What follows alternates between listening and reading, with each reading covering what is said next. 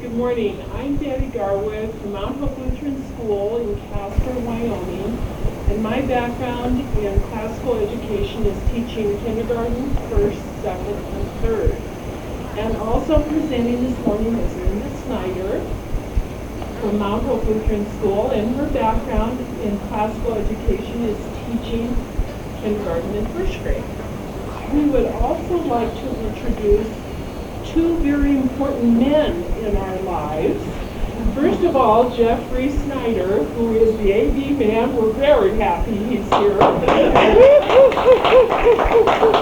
Thank you, Jeff. And Pastor Garwood at the back, who is so supportive of everything that we do. But Linda and I, as we were talking, we just said, you know, not only are our husbands supportive of classical education, but they're supportive of us in the hours we put in and our journey as we pursue this goal. And so we feel very blessed and very thankful for our husbands. So thank you. As we heard yesterday from Dr. Koch's presentation, Luther's classical Christian education was the basis for Lutheran schools and the Lutheran school system in the United States, founded by C.F.W. Walther.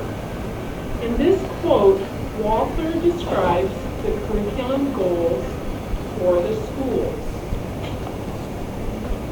He says, "We, the undersigned, intend to establish an instruction and training institution which differs from the common elementary schools, principally in that it will embrace outside of and in addition to the general elementary curriculum all branches of the classical high school which are necessary for a true Christian and scientific education, such as religion, the Latin, Greek, Hebrew, German, French, and English languages, history, geography, mathematics, physics, natural history, introduction to philosophy, music, and drawing."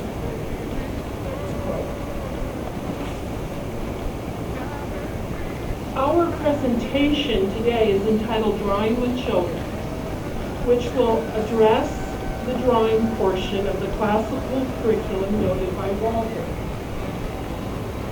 Dr. Jean Edward Beef's book, Classical Education, inspired us to design our art curriculum at the grammar stage to begin with the skill of learning how to draw. We teach our students to copy an illustration based on the classical technique of imitatio, which is developing skills by imitating works of the masters. We use the book Drawing with Children by Mona Brooks to implement this technique. This book helped us present good basic instruction in the field of drawing and indeed teaches the grammar of art. Today, we want to share with you how we feel this aspect of our art curriculum fits so well with classical education. To put this in perspective, we will review classical philosophy, discuss the history of imitatio and the importance of teaching drawing, present the philosophy taught in Mona Brooks' book, Drawing with Children, our journey in the development of our drawing lessons, and finally, ideas of how you can develop your own lessons for drawing with children.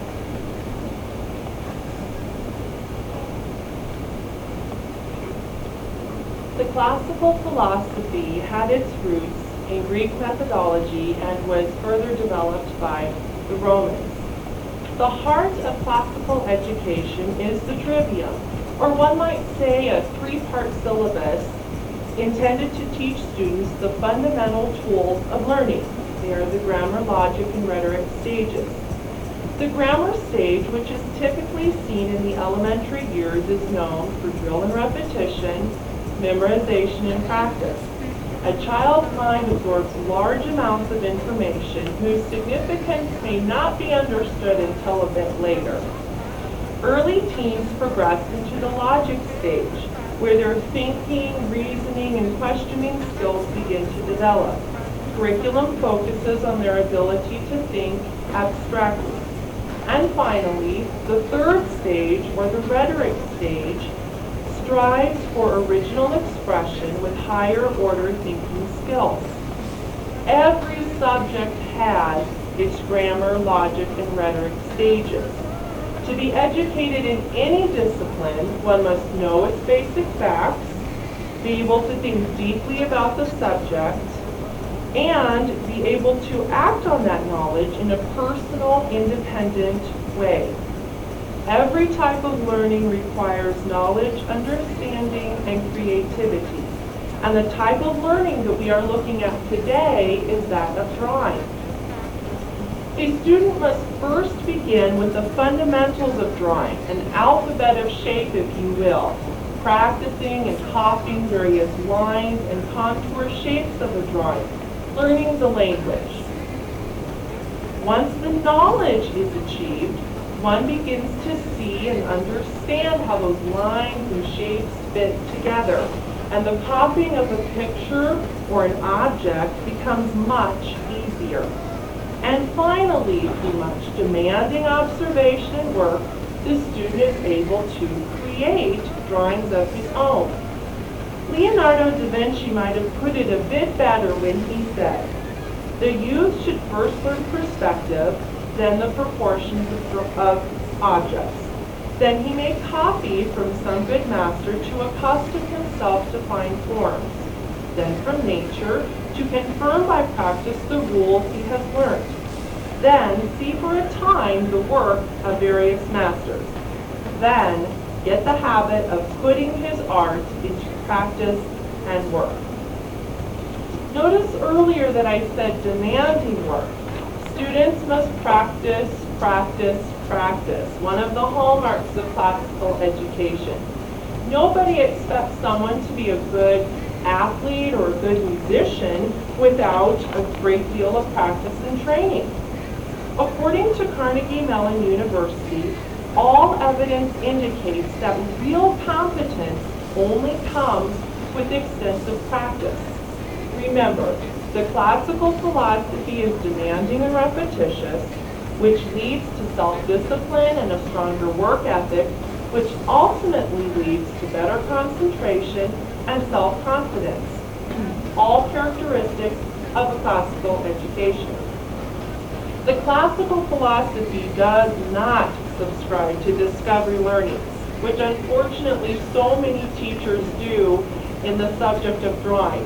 And I myself was very guilty of that. I would tell my students to draw an illustration to go with your story, or draw a picture of your family, draw a picture of this and that, without ever teaching them how to draw. One would never expect a child to simply discover how to play the piano or discover how to be a gymnast. We wouldn't even expect an adult to discover how to fly fish or discover how to drive a car, or at least we hope we wouldn't know that they would discover it. Learning in any discipline requires practice and reinforcement in knowledge. Likewise, becoming competent in the discipline of drawing requires practice. But does practicing and completing drawing exercises stifle creativity? No. According to a Temple University psychology professor, Robert Weisberg. Weisberg has studied the link between creativity and knowledge in people such as Mozart and Picasso, and what he's found is surprising. He states, "There is evidence that deep immersion is required in a discipline before you produce anything of great novelty. There is this concept that genius has leaps of insight way beyond everybody else. But if you look at the backgrounds of these people, there is much more of a progression. They build in small pieces. Studies show that the brain actually changes with deliberate practice. A report in the journal Science shows that for expert violinists, the cortical areas of the brain devoted to controlling the fingers actually expand. Learning requires practice and reinforcement.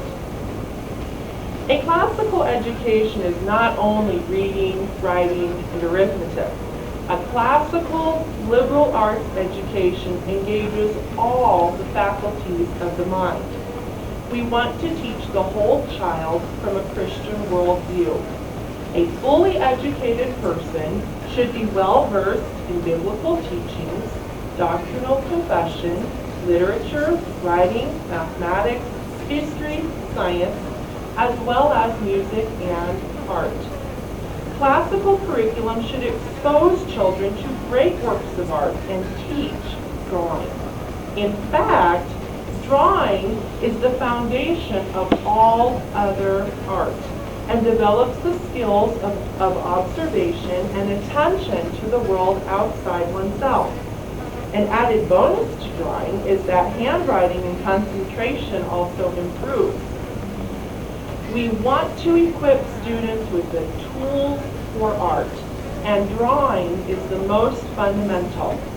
Another quote from Da Vinci: "Those who are in love with practice without knowledge are like the sailor who gets into a ship without rudder or compass, and who never can be certain whether he is going."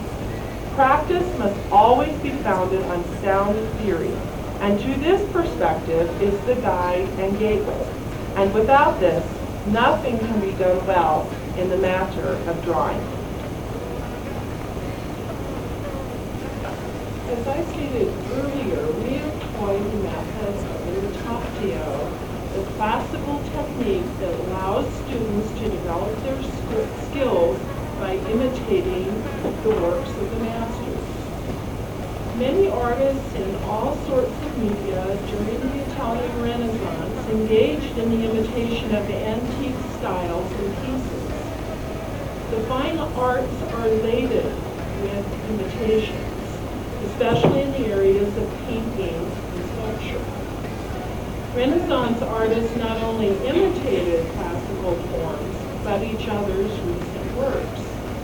Renaissance thinkers did not consider this as an artist's lack of creativity or originality, but as a method to use to develop their skills in a great artistic challenge.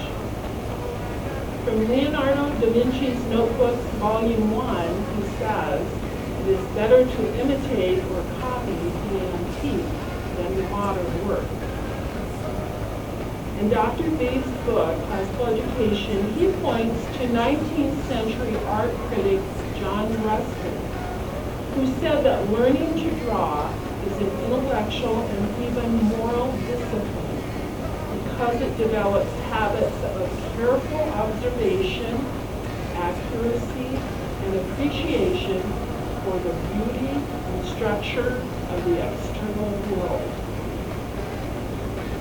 Does this training in accurate drawing inhibit creativity? On the contrary, Dr. Beef states that classical schools maintain that the discipline of drawing will yield genuine art by laying a firm foundation for an eventual personal aesthetic vision of the rhetoric. An example of a present-day artist who uses this method of imitation in learning to draw is children's book illustrator and artist Mary Englebright. In Patrick Regan's book, Mary Englebright, The Art and the Artist, the author tells how Mary's mother faithfully read to her each evening when she was growing up. Mary was especially fascinated with the old-fashioned illustrations in some of the storybooks and soon began copying the antique pictures. She She also practiced drawing with a Learn to Draw series on Saturday morning television. Regan states that she naturally and instinctively moved from recreating to creating. Mary says, I taught myself to draw by copying, but if you do that long enough, you start drawing on your own. Former Secretary of Education William Bennett states the importance of drawing as part of educating the whole child. In his book, The Educated Child, he states, research shows that children who are encouraged to draw stories at an early age will later learn to write more easily, effectively, and confidently. Drawing helps develop motor control and eye-hand coordination. It encourages creativity. It helps forge language skills, such as reading. Mona Brooks put together a guided drawing program in her book, Drawing with Children, that teaches students the alphabet of shape to analyze and break down what they see. Then she teaches the drawing. She says children need information about the subject and guided instruction on how to master the basics before they can become creatively independent. Indeed, Mona herself acknowledges a favorite aunt who spent time with her as a young girl, teaching her to draw. We wanted to give our students the tools for drawing, and this book helped us to begin our drawing lessons.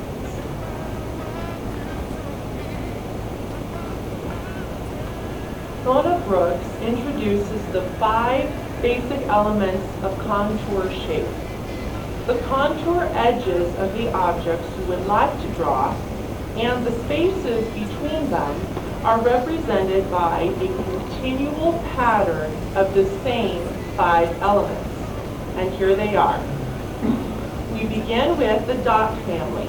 That is anything roundish and colored in, such as a speck of pepper, a tack, or a hubcap on a tire. Next, the circle family. This is anything roundish that is not colored in, such as a necklace clasp, the rim of a glass, or a hula hoop. Straight line family, a line with no bend. Lines can be thin or fat, such as a cat's whisker, a ruler, or a stairway handrail. Curved line family, a line with any degree of bending. It is important to isolate this family in order to see them individually. Think of an eyebrow, the handle of a cup, a tree limb, or a rainbow. And finally, the angle line family, a line that bends so much it comes to a point. It is usually drawn with the motion of one stroke, such as the corner of a staple, the bend in a spider's leg, or a forked twig. Students do some preliminary scribbling, if you will, to get familiar with these elements of shape. During the course of time, through practice and daily drawing lessons, the student begins to see that anything and everything that he or she would like to draw is continually made up of these 5 elements. With this practice and the daily drawing lessons, students are not intimidated to tackle a more difficult drawing. Or as Mona Brooks described it, the drawing process will be demystified and poof, you and the children will be drawing recognizable objects as you put those elements together in specific combinations. You begin to have the skills to analyze and reproduce what you see. This sounds very logical, and it is to a degree, but the question still remained for Betty and me, how to begin? don't want to make any mistakes. Are we going about it the right way? Mona Brooks' book, although very good, is a book. It is not a teacher's manual. The way to go about teaching and drawing is ultimately left up to the teacher. These were some of our questions and concerns a few years ago. It was very overwhelming that first year. We would have a drawing lesson on Friday, but that was not enough time for the children to develop their drawing skills. Fortunately, Betty was the teacher in charge, and I was her teaching assistant at the time, and she began developing simple daily drawing lessons based on the idea in Mona Brooks' book. Betty or I would teach directly the shape or object to be drawn. Then the kindergartners and first graders would independently work on their drawing assignment until completed, lasting anywhere from 10 to 20 minutes. And this would take place Monday through Thursday, which would free up Friday for maybe a more complex drawing lesson or the completion of a different art project using other media. The following year, I was no longer a teaching assistant, but had a class of my own. And it was now my responsibility to create 4 drawing lessons a week for my students. I was completely intimidated. Betty had always drawn the lessons before. She had skills in drawing. I felt I did not. Even though Mona Brooks taught that by learning these 5 elements of contour shape, anyone could draw, I thought differently. It's one thing to copy a drawing already made up for you, or even to teach from it, as I had done the previous year. But to create my own drawing lessons, that's another thing altogether. When the reality hit that it was my job to teach these eager students, I was overwhelmed, especially in addition to all the other things I was required to teach. I didn't know what to draw. I was not talented. Or was I? According to Mona Brooks, one of the biggest misconceptions that people have is that the ability to draw is simply a gift, or it is inherited. You either have it or you don't. And many times one probably is too quick to give up when immediate success is not achieved. Granted, there are people out there who seem to have a knack for drawing like Betty, but for the rest of us, drawing is a teachable subject, and artistic talent can be developed. Just like others seem to have natural athletic ability, or some people are really good with numbers, one can still learn the subject with instruction and practice. Success can be expected when one has the information needed and a safe environment in which to work. That is exactly what happened. I did develop artistic talent, as did my students. I learned right along with them, and the more I drew for my students, the easier it became. I actually enjoyed looking for ideas and creating lessons of my own for my students to draw. Here you see on the screen 2 of the drawing lessons. The one on the left was completed by a 2nd grader, a golden retriever, and the one on the right are some of the simple objects that the kindergartners begin drawing.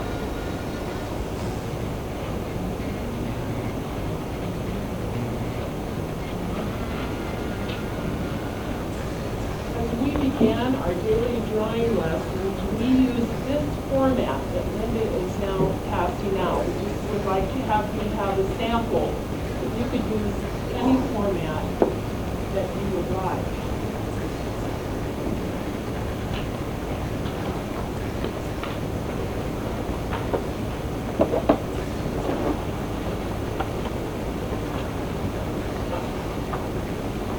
And now you see on the screen several example lessons using some of the 5 basic elements of contour shape. We cannot stress enough the importance of the need for instruction in this foundational stage of drawing, including locating the 5 basic elements in the environment. For example, something that you might do as a teacher would be to call out one of the 5 elements of shape and have the child find it, find an example of it around them. Or point to one of the 5 elements of shape and have the child define it. Or describe an object verbally and tell how the 5 elements construct its shape and have the child guess what the object is. Using direct instruction, students continue to analyze what they see by imitating the drawing on the left.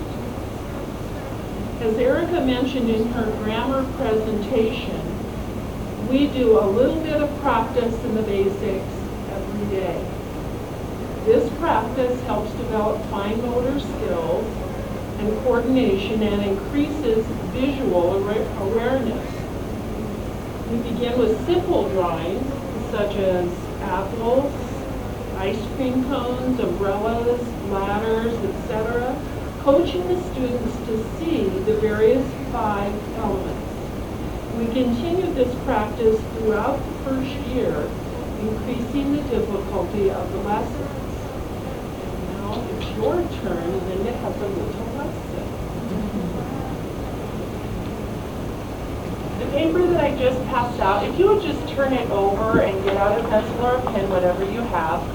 When Betty or I pass out our drawing lessons to our students, many times we just take a brief moment to go over what they see. We talk about it, and they're usually on their own to draw.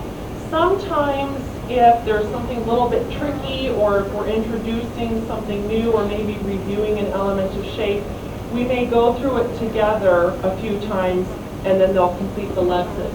So we're just going to do a question, Pastor Bondos? Yes.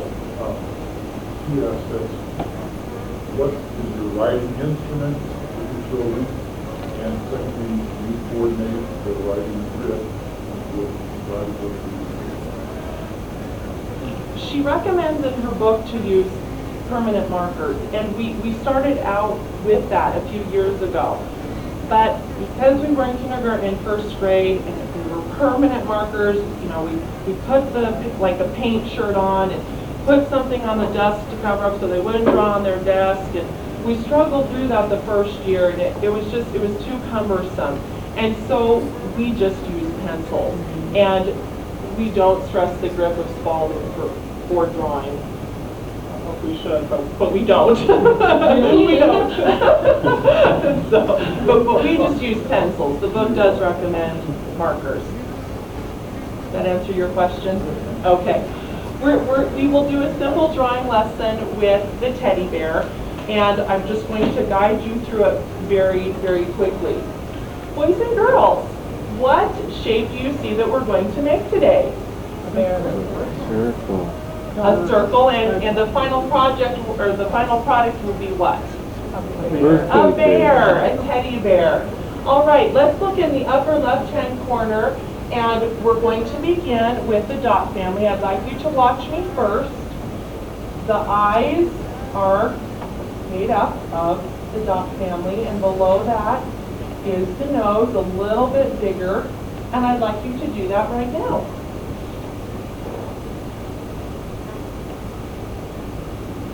Connected to the nose, we're going to use the curved line family. So I'd like you to put your pencil at the nose, and we're going to come down and curve to the right, back up to the nose, and curve to the left. We're going to use the circle family to enclose the face, but before you do that, you need to use your eyes very carefully to look at the size. We don't want the teddy bear's head to be really big, and we don't want the teddy bear's head to be really small and squishy. Remember, we're imitating, we're copying. We want our bear to look exactly like the one on the paper. So look at the face, try your best. And finally, we have one more line that we need to make. Can anyone tell me what line that's going to be? Rainbow. Curved line family, very good. We'll start down here, go up through the nose. little lopsided. All right. Now, as you continue making the bear throughout your lesson, you're going to do it in that same order, meaning that you will start with the eyes, the nose, the mouth, enclose the face. I don't want you skipping around, maybe starting with the circle or starting with the nose. You're always going to go in the same pattern. In the second bear that we see up there, we're going to add the ears. What element of shape will we be using again? Curved line. Curved line, very nice. So we'll do a curved line over here on the right, put a smaller one on the inside, another one on the left, smaller one on the inside. Doing that same pattern over and over. In the third bear, we just have some little things that we need to add. What are they? Eyebrows. Eyebrows Tongue. and tongue. And we're using what again? Curved Curved line. line, that's right. Little curved line. And finally, in the last teddy bear, we're adding his party hat. Now, who can tell me what element of shape we're going to use to make that party hat? Angle line, very good, because it's made in one stroke. So we'll start at the left, and we'll go up to a point and back down. Make sure that your hat isn't too tall or too short. These little bears, we want it just right. Remember, we're copying. All right, we'll make a curved line here at the bottom. And to make the little puffball thing on top, you can use straight lines, or you can use just little tiny curved lines, spaced apart.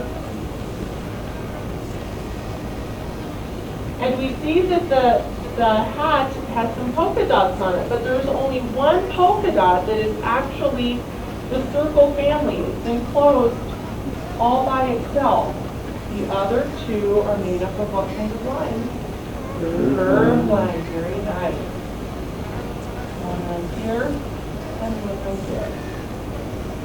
After I would go through that with the students, then they would go back on their own and complete anywhere from 2 to 3 on each line, depending upon the difficulty of the shape. I have a question. Made me think, with the Spalding, when you do the circle, would you have them start at 2 I o'clock? started at 2 o'clock automatically, And yes. do you stress that to the students at all? Sometimes I do, sometimes I don't. Probably in the beginning I do, since we're making a circle. Let's start at the 2 o'clock, just to reinforce that. Good question. I noticed you did the whole thing on the board. I noticed on the sheet that you examined before, you had, they copied each thing until I got to the end. So by the time they did the end, they'd already done the eyes 4 times and the nose 4 times. The one day thing. So do you have them, this also says something you could give them to do. These are guys, what would you say, you know, bring this to me tomorrow morning? They completed actually that day. Oh, well, but you wouldn't have to be there, whereas the directing, how do you do both with this? Have the, if you're doing the directing thing, are they recopying that circle and those every time? They do, depending upon the difficulty of the drawing. When we were first starting this, they do it with me. I'll do it up on the chalkboard or board, Right. whatever. Then they'll do it. Then we'll do the next step. Then they'll do it. And we go back and forth like that. But for example, in second, third grade this year, when I would pass out the drawing lesson, very often I gave no instructions because they've done this. They know what Right. to do. And so we've done these, I've got this book, we've done this warm-up. I was never, usually if I'm doing it with them, they just one bear, they're not doing 4 bears. So I didn't know that. But I would give them things like this, but not with a progression. That's a neat idea, a progression of the same thing. Mine were 4 different objects. I think for older students, I did that more. I did 4 different illustrations. It depends on what the illustration is. Because I really see that I feel like I can't draw. Are these your own shapes that you came up with, or Yeah. And you just developed it?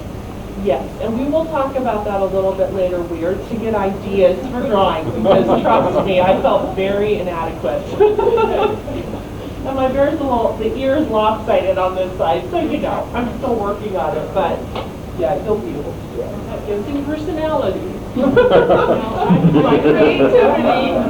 I have a little teeny tiny story here about Pastor Hill. I'm just going to say your name, Pastor. I could say one of the pastors at our church, who's rather tall, but I'll just say that pastor from Texas that was telling us when we were discussing implementing this program at our school. He said, I still remember the day in 3rd grade when the teacher handed me the 11 by 14 piece of paper and said, draw something for this particular contest. No smoking, I'm sorry, I forgot what it was. Fire safety. And you may not know it, but Pastor Hill likes to do well in whatever he does. And I'm sure that was true then as well. And I'm sure he was a good student. But he had not had the tools for drawing. And at the end of that period, he had the blank piece of paper there. So as we go along, we hope that you will pick up on that idea that you can do this to teach your students or your children, if you're homeschooling, how to have those tools. Well, each school year begins with a review of the 5 basic elements and practice. For the 2nd year students, obviously the drawing lessons are a little more difficult and advanced, and students begin to interpret the elements into their own drawings. For example, we began to see more creativity in the addition of details and color in even the drawing lessons, but also in illustrations for lessons in Bible, literature, and history. Just as an example, the 3rd graders this year studying Greek history had some daily drawing lessons on Doric and Corinthian columns. The daily drawing lesson can also be used to prepare for a Friday art project. Our art lesson is on Friday, and in this project, which is called Wyoming Barns in the Fall, the students practiced. There are actually 3 different lessons up here. We just moved them over together. On the left, you can see they practiced drawing barns, and actually I think we did that 2 days. That was a little more difficult. They practiced fences, they practiced mountains. Then on Friday, no one said, Mrs. Garwood, I just don't know what to do with a barn, because they had practiced that. Finished our project. In addition, here is an example of a kindergarten drawing lesson, which was to complete a drawing of a parrot.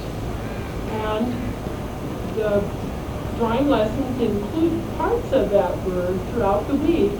On Friday, you see Christina's finished project in kindergarten.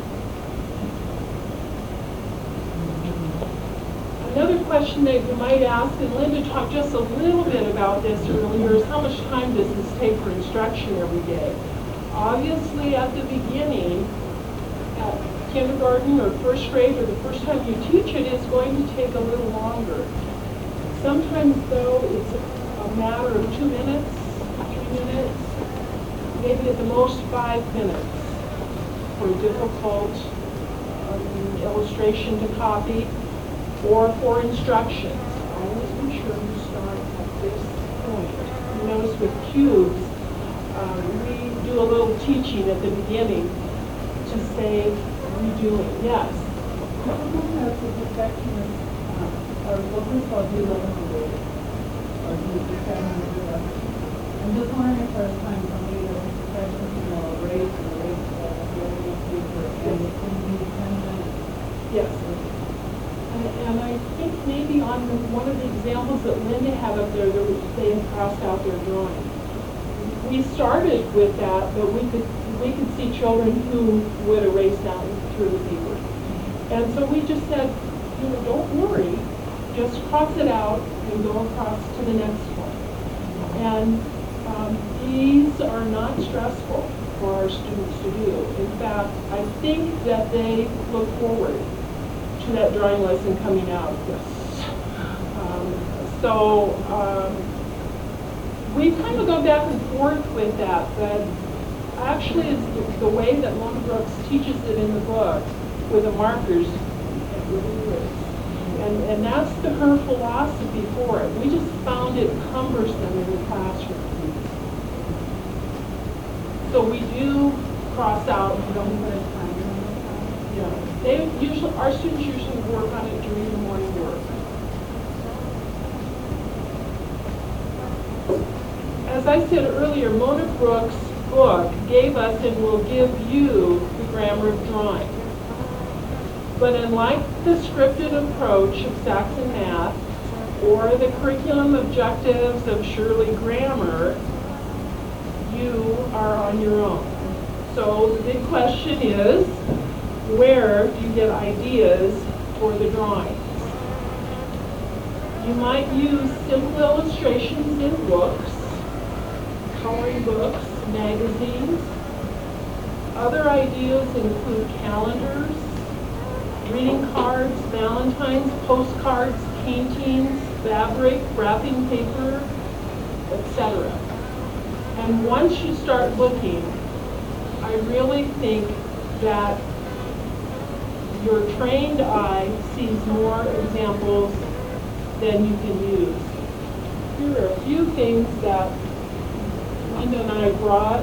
This is Susan Winglet. I don't know if you're familiar with her drawings. Most of them are symbolic drawings, but we use these in the primary level. Also, illustrations from the Bible storybooks. Linda's going to talk a little bit about literature in just a moment, too. But first, a quote from Mona. Do we have that up there? The next one? Oh, we have our, yes, there we go. Linda, would you mind telling about these literature? Sure. Nikki, you asked me where to find ideas, and that first year I was, I don't know what to do, looking around. And our first graders had just started their reading books, and the first book that they read was If You Give a Mouse a Cookie. And I was looking through the book for some other things, and as I was looking, I thought, I could draw that, I could draw that, I could draw that. So for the next day's drawing lesson, I drew a milk jug, glass, a cookie, and a cookie that had a bite out of it. And I didn't say anything to my students, just passed it out, do your drawing lesson. And as they got to working, one of them said, Snyder, this is from the book, If You Give a Mouse a Cookie. I said, you're right. And I didn't make it, and every time we did a book, I drew from it. But you can find ideas where the wild things are. I actually had a couple of drawing lessons from that. When we read A New Coat for Anna, I had, I think, about 3 sheets of items that I could draw from there. It's fun for the kids. They enjoy it, and it gives them ideas of what to draw. Another one that you may use in your primary grades is the art lesson. And in the art lesson, he teaches how to draw the pilgrim and the lady pilgrim and the turkey at the end. And we incorporated that into our drawing lessons, and our children were really excited that they could maybe be an artist someday or be as famous as that. Here's an example that we used in 2nd grade when the children read Charlotte's Web. No. Charlotte's Web. And of course, on the right, you see Wilbur, they love drawing Wilbur, and the goose. You see we cannot read the goose.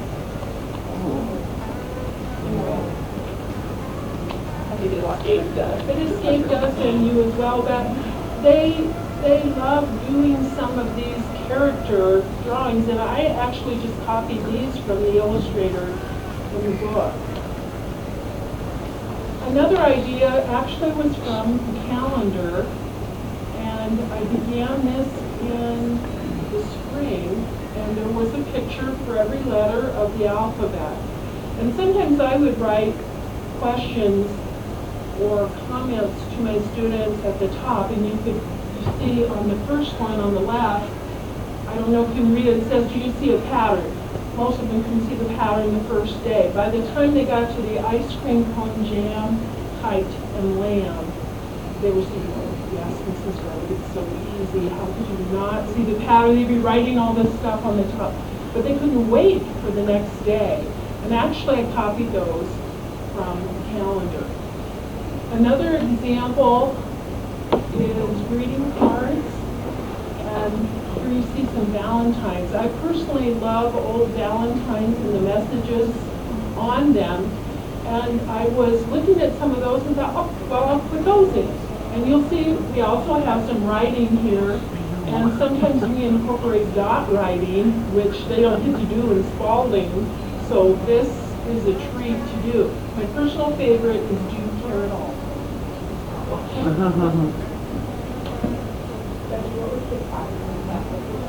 It was the alphabet. I didn't give you enough information to get that, but if I had, I'm sure you would have. Yeah. It took me 2 weeks. Here you see an example of how sometimes we work in our church seasons and drawings from that. Holy Week on the left and Easter Week on the right. Quite simple, and yet the students love doing that. One thing Linda and I talked about that we have noticed is there are times when students will memorize a drawing, and they really take that as their own, and it's sort of their signature for the year. Every greeting card that they use that particular year has, for example, the Easter lily on it, or that particular cross. So we know that they are internalizing it. Yes, that's right. You have to set up another meeting before So wind it up. Actually, we are almost finished. We just wanted to tell you that after years of copying lessons and papers here and there, Linda and I collected lessons and put together a notebook. This actually was patterned after a drawing book from CPH that Rebecca in the classical school in Kansas sent to us, called the American Series Drawing Books. And it was a book that had instruction for drawing with many of the same shapes as our 5 elements. This is 1896, and this was the illustration that they asked the students to copy, or one of them. So, patterned after this, in Leonardo da Vinci, the Renaissance man's notebooks, although ours are very basic, we've put together a drawing notebook, and our goal this year is to give each student one notebook, their own notebook to use. The reason that we decided to do that is that there would sometimes be great drawings that I wanted them to keep, and I couldn't figure out how to get it back or have them get it home without it being wadded up and saved. And so we begin with easier drawings and progress through the year. These don't have the literature units in it, obviously, but they are seasonal. They have some church drawings for the church year in them. We have a Grammar 1 and Grammar 2 that we decided to provide for our students.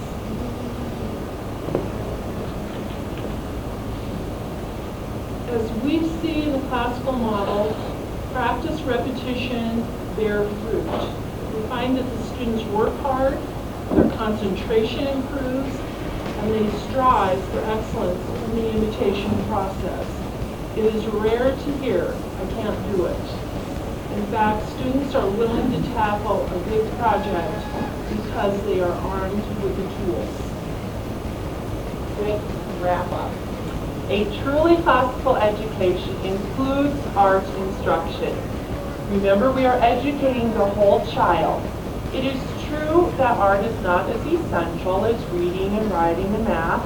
The expectation is not that all children will become fine artists, although some will, but we should teach art because it reveals the aesthetic dimension of the human mind. It trains young eyes to appreciate the world around them. It nurtures creativity, and children learn to express themselves.